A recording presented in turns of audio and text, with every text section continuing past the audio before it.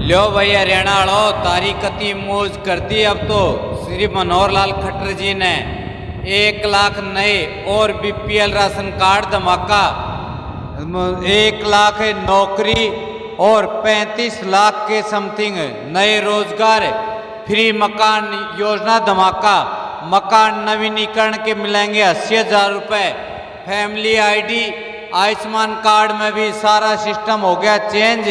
तो सारे भाण और भाइया ने, काके ताऊ ताइया ने, मर्दवीर और लुगाइया ने आपके अपने राज की हाथ जोड़कर राम राम।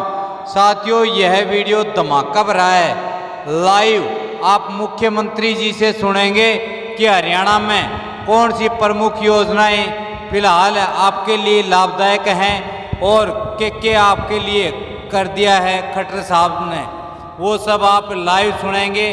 तो वीडियो को पूरा देखें, बीच में स्किप ना करें। वैसे तो पिछले 8 साल में हरियाणा के अंदर हमने सरकारी नौकरियां कहने को भले 1 लाख दी होंगी, लेकिन कुल रोजगार के जो अवसर उत्पन्न हुए हमारे नौजवानों को कुल 35 लाख रोजगार इन 8.5 साल में मिला है।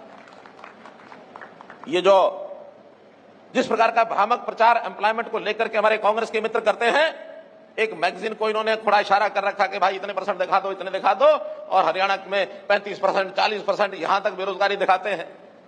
जबकि वास्तविकता यह है कि 6 से 7% बेरोजगारी को मानते हैं, और किसी भी विकासशील प्रदेश में, विकसित प्रदेश में इतनी बेरोजगारी स्वाभाविक है। बहुत लोग नए आते हैं, बहुत लोगों को रोजगार मिलता है। अब नए आखिर आने वाले लोगों को रोजगार की तलाश रहती है। कुछ लोग एक रोजगार अपना छोड़ करके दूसरे रोजगार में जाते हैं। तो ये जो बीच का जो एक जिसको कहना चाहिए बीच का एक फेज होता है, इस समय में इस बेरोजगारी को हम बेरोजगारी नहीं कहते हैं, हम इसको आगे बढ़ा रहे हैं। हमने 3C पर काम करना शुरू किया।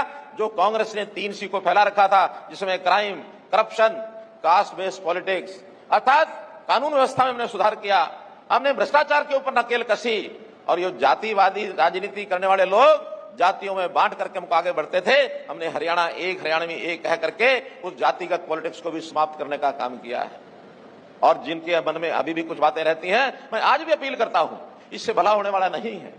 हमारा भला तो विकास का काम कौन कितना करता है, सोच किसकी कितनी ज्यादा है, जनता की भलाई में कौन काम करता है, ये सोच विचार करके हमको आगे बढ़ना चाहिए। तो इस नाते से हम लोगों को सुविधाएं घर बैठे मिले, इसके लिए हमने बहुत से पोर्टल बनाए।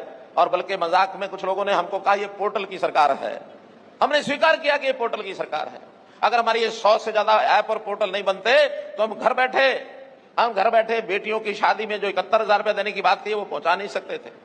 हम विद्यार्थियों के खातों में सीधा स्कॉलरशिप का पैसा भेज नहीं सकते थे। ये इसी कारण से संभव हुआ है। 60 साल का बुजुर्ग होने के बाद ऑटोमेटिक पेंशन बन जाएगी, इसी कारण से संभव हुआ है। और 12.5 लाख हरियाणा के लोगों को नए राशन कार्ड 1 क्लिक से बन जाएंगे, ये इसी कारण से संभव हुआ है। बहुत ऐसे काम इस ऐप्स और पोर्टल से ही सिद्ध हुए हैं, क्योंकि हमने हर परिवार की पहचान बनानी शुरू की है कि हर परिवार, उसका एक फैमिली आईडी होगा, उसकी पहचान उसके परिवार के सदस्य कितने हैं, उनकी आमदन कितनी है, कौन आदमी रोजगार कर रहे हैं, कौन बेरोजगार हैं, कितने बुजुर्ग हैं, कितने बच्चे पढ़ाई कर रहे हैं, ये सारी जानकारी हमको फैमिली आईडी से मिलती है। और इस फैमिली आईडी से जानकारी के माध्यम से हम योजनाएं बनाते हैं। योजनाएं बना के जो वो गरीब आदमी सरकारी खिड़की पर पहुंचकर योजना का लाभ नहीं उठा सकता, उसको घर बैठे उसकी योजना का लाभ मिलता है। मित्रों, ये जो पोर्टल की सरकार की बात कह रहे हैं, एक दिन ऐसा जरूर आएगा जब जनता समझ रही है, जनता इनको दुत्कार देगी, ये पोर्टल की सरकार में नहीं, हमारे जीवन को सुखी कर दिया है, हमारे जीवन को सुखी किया है। तो इसलिए मित्रों, भाइयों बहनों, इन बातों को हमने ध्यान रखना है। हमने जैसा कहा, हरियाणा एकमात्र प्रदेश ऐसा जो वृद्धावस्था पेंशन सबसे ज्यादा आज भी देता है, 2750 रुपए मासिक। और मैंने घोषणा की है बहुत जल्दी इसको हम 3000 रुपया करने वाले हैं। हमने जो है परिवार में जो आदमी अस्वस्थ हो जाए, इलाज की जरूरत पड़ जाए, प्रधानमंत्री जी ने आयुष्मान भारत की योजना चला करके 5 लाख रुपए का बीमा हर एक का ये सुनिश्चित किया कि उसको इलाज करा करके खर्च नहीं करना पड़ेगा। केवल इतना ही नहीं, जो लोग इस श्रेणी में आने से रह गए थे उनकी संख्या भी हमने बढ़ाई, और जो 15.5 लाख हरियाणा के परिवार थे, हमने चिरायु हरियाणा योजना बना करके उसको 30 लाख तक पहुंचाया है। मित्रों, डबल किया है। तो इन सारी योजनाओं को लेकर के हम लोग आगे बढ़ रहे हैं। रोजगार के नाते भी जो गरीब परिवार हैं, उनके किसी न किसी एक सदस्य को बुलाकर कैंप लगाकर हम उनकी ट्रेनिंग भी कराते हैं, उसको किस प्रकार का रोजगार करना है, उसको बैंक से लोन चाहिए तो लोन भी लेके देते हैं, या इस किसी प्रकार के काम में जिसकी आमदन बढ़ जाए ऐसे काम कराने के लिए, उसको पशु बांधना है तो लोन ले सकता है, उसको दुकान करनी है तो लोन ले सकता है, ऐसे सब कामों के लिए उसकी सहायता करते हैं। और आज हमारा टारगेट है कि बहुत जल्दी ऐसे 1 लाख परिवार ऐसे हम छूने जा रहे हैं कि उनकी आमदन अगर 1 लाख रुपया साल से कम है, उसको कैसे हम 1,80,000 के श्रेणी में लेकर जाए। आदमी काम करके ऊपर उठे। ये जो मुफ्त लेने की आदत कुछ राजनीतिक नेताओं को लग गई है कि तुम ये मुफ्त ले लो, तुम ये मुफ्त ले लो, हमारा लक्ष्य होना चाहिए लोगों को रोजगार दें, अपना कमा करके खाएगा, अपने घर का परिवार का गुजारा करेगा, स्वाभिमानी बनेगा, सिर ऊंचा, माथा ऊंचा, सीना चौड़ा करके जीने में जो मजा है वो मांग करके मुफ्त का लेकर के जीने में मजा नहीं है। तो मित्रों, भाइयों बहनों, कहने के लिए मेरे पास बहुत कुछ है। बेटी बचाओ बेटी पढ़ाओ हमने देखा, जिसका असर हमको इस जिले में भी दिखा है, बाकी जिलों में भी दिखा है। जब ये योजना बेटी बचाओ बेटी पढ़ाओ प्रधानमंत्री जी ने लॉन्च की थी 2015 में, उस समय हमारे हरियाणा की ये जो रेशो थी लगभग 850 थी, और आज यही बढ़कर के 923 हो गई है मित्रों, 923।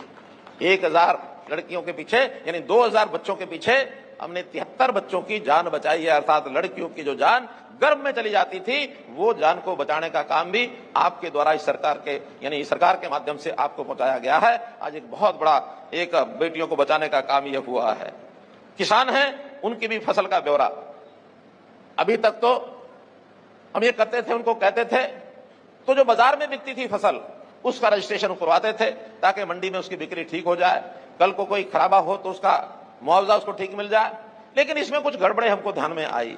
कुछ खाली जमीनें रहती थी या जहां रजिस्ट्रेशन नहीं होता था वहां भी बहुत लोग इसका लाभ उठा करके कुछ ना कुछ उसमें से गड़बड़ करते थे। नहीं तो पास पड़ोस के प्रदेश, इधर राजस्थान उधर पंजाब, वहां के लोग भी फसल ला करके हमारे यहां बेचना शुरू कर दिया था केवल उन खाली जमीनों पर रजिस्टर करके। इस बार हमने ये तय किया है, किसान को अपील की है कि आप हर एकड़ का रजिस्ट्रेशन कराएं 31 जुलाई तक।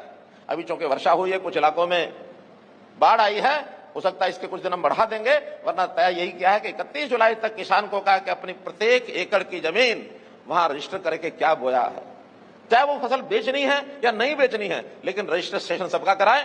खाली जमीन है उसका भी रजिस्ट्रेशन कराएं, और हर किसान को इसके बदले में अगर इस संकल्प को पूरा करता है, रजिस्ट्रेशन पूरा कराता है, तो उसके खाते में 100 रुपया इनाम के तौर पर भेजा जाएगा।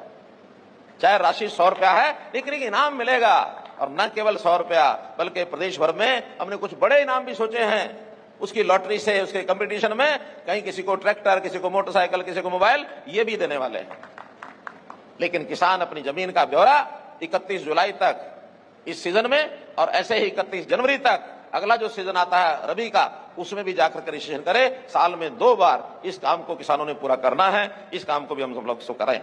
जहां तक मुआवजे की बात है, हरियाणा में मुआवजा पिछले 8.5 साल में हमने, सरकार ने जो पिछली 10 साल की सरकार या उससे पहले भी जब से हरियाणा बना है तब से भी हिसाब लगाएंगे तो सबसे ज्यादा मुआवजा इस 8.5 साल में बांटा है मित्रों, 8.5 साल में।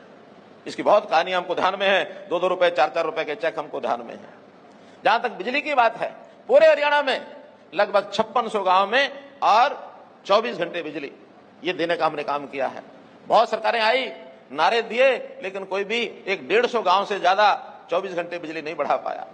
हमने आप लोगों से सहयोग लिया, बिजली के बिल मांगे, बिजली के मीटर बाहर निकलवाए, अपना इंफ्रास्ट्रक्चर, तारें ठीक की, हमारे अपने जो पावर हाउस हैं, जितने भी चीजें उसके अंदर ठीक करने की थी, बिजली विभाग ने भी पूरा सहयोग किया, और आज 5600 गांव के अंदर 24 घंटे बिजली है। मैं आशा करता हूं कि इस साल के अंत तक सभी 6200 गांवों में 24 घंटे बिजली पहुंचे, इसके लिए हम काम कर रहे हैं।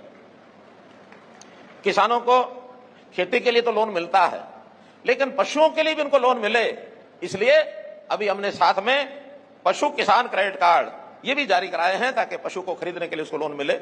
और ऐसी पशुओं का बीमा ये हो जाए, इसके लिए पंडित दीनदयाल उपाध्याय पशुधन सुरक्षा बीमा योजना ये हमने शुरू की है। किसान को सहायता के लिए 6000 रुपया प्रधानमंत्री जी स्वयं साल में 3 बार करके भेजते हैं ताकि उनकी सहायता 2-2 हजार रुपये साथ जाएगा तो छोटा मोटा खर्चा उनका किसान का पूरा हो जाए। और यही काम छोटे उद्यमी, छोटे व्यापारी, मजदूर, जो हमारे मजदूरी करने वाले भाई हैं, उनको भी ऐसे 6000 रुपया साल की सहायता का ये प्रावधान किया है। व्यापारियों के लिए भी हमने सामूहिक दुर्घटना बीमा योजना उनके सबके बीमे कराए हैं ताकि किसी को कोई नुकसान हो जाए जानी अथवा माली, उनको भी पैसा उसमें मिले।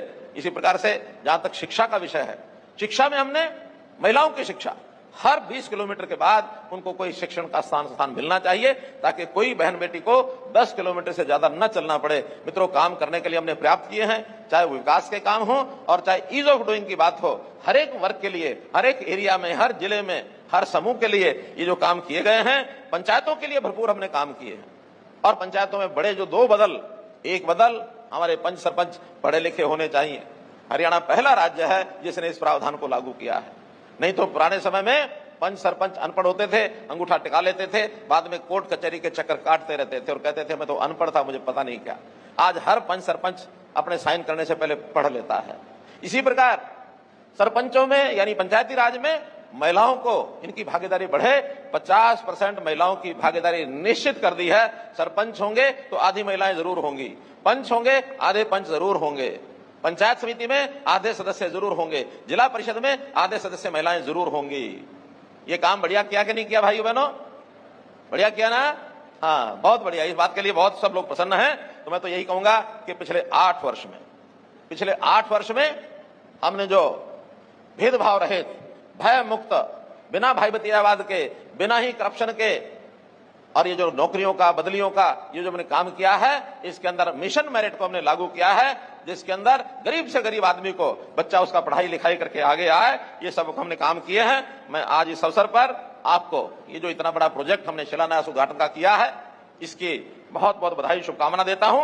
और इसमें खास करके हमारे जो सरकारी विभाग हैं जिन्होंने बड़े बड़े प्रोजेक्ट आज कराए हैं, चाहे वो इरिगेशन के 144 प्रोजेक्ट हैं 983 करोड़ रुपए के, चाहे इसमें पंचायत डेवलपमेंट के भी 43 प्रोजेक्ट हैं, इसी प्रकार हमारे पब्लिक हेल्थ इंजीनियरिंग के इनके भी 488 करोड़ के प्रोजेक्ट हैं, रेवेन्यू के पीडब्ल्यूडी के 382 करोड़ के 30 प्रोजेक्ट हैं, अर्बन लोकल बॉडीज के 40 प्रोजेक्ट 292 करोड़ रुपए के हैं। तो कुल मिलाकर 347 प्रोजेक्ट, ये 2741 करोड़ के जो शिलान्यास उद्घाटन हुए, इसके लिए इन अधिकारियों को भी, हमारे स्टाफ को भी मैं बहुत आभारी हूं उनका कि उन्होंने समय से ये प्रोजेक्ट पूरे किए हैं। जिनका इनागुरेशन, जिनका शिलान्यास हुआ है, उन कामों को भी शीघ्र से शीघ्र पूरा करें।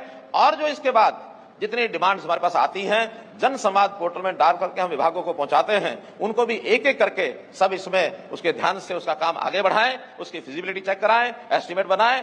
पैसे की कोई कमी नहीं आने देंगे। पैसा हरियाणा में पर्याप्त है। मित्रों, भाइयों बहनों, आपकी कृपा से जब ये भ्रष्टाचार बंद हुआ है, कम से कम 30-40% काम तो इसी में ज्यादा होने लग गए हैं। आजकल हमारे टेंडर जो पुराने लोग काम करते थे, वो उसको देख करके टेंडर भरते हैं, 28%, 30% कम राशि पर वो प्रोजेक्ट पूरे होते हैं। तो मित्रों, हमारा आपका साथ अगर बना रहे, सबका साथ सबका विकास, सबका विश्वास, सबका प्रयास अगर हम करते रहेंगे, तो ये पूरा प्रदेश हमारा देश भर में सभी प्रांतों में कई चीजों में अग्रणी है, दुनिया में भी इसका नाम बने, यही बातचीत करते हैं।